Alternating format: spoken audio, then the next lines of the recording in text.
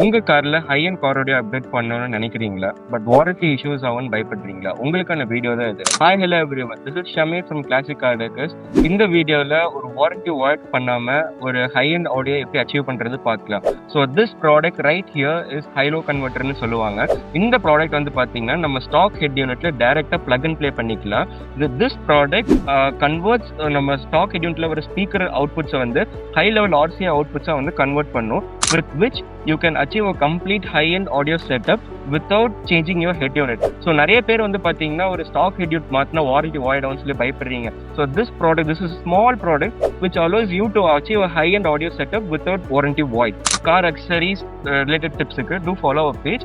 We are located at Nehru Stadium, OC Park, and do follow us for more updates.